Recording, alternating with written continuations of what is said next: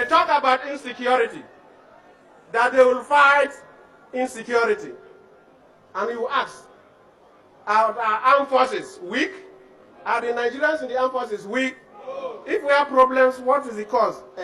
Equipment. They don't have platforms. And somebody who wakes up and tells young people of 23 years old that he wants to fight insecurity, ask him, when he was the head of government, did he buy one rifle for a Nigerian soldier? I'll give you some instances. They said they are weak because we know there are some people who took some of our fathers and our mothers and our uncles where they were brought, put them in crates, drugged them, put them in crates, and flew them to Nigeria, and they were intercepted mid-air by superior powers. That blocked Nigeria from even going to Britain at the time. Relationship between Nigeria and Britain, the whole world isolated Nigeria. They said that is the way to fight corruption.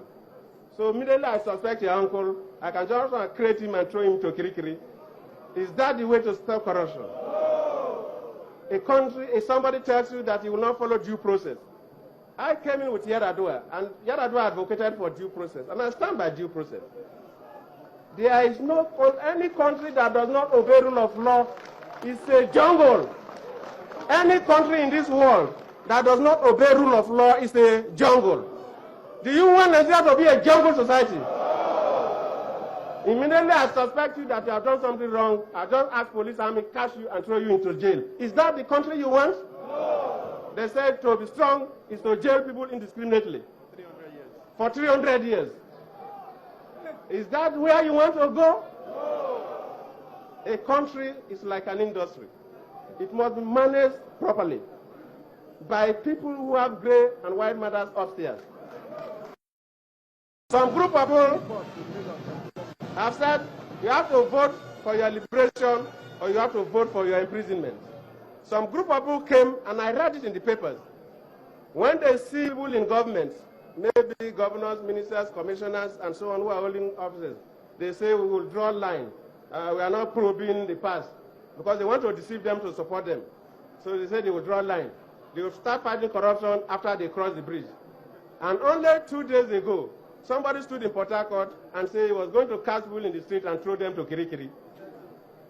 The same mount, said something from the right, from the left, and from the right.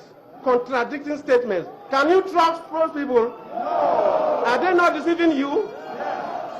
Yes. They want power by all means.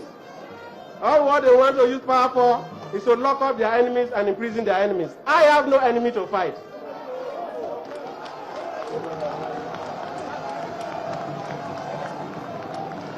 I have no enemy to fight. Somebody wakes up and he thinks that he can jail all his enemies, and he says that's why he wants power. You will ask some of those people who are deceiving you now.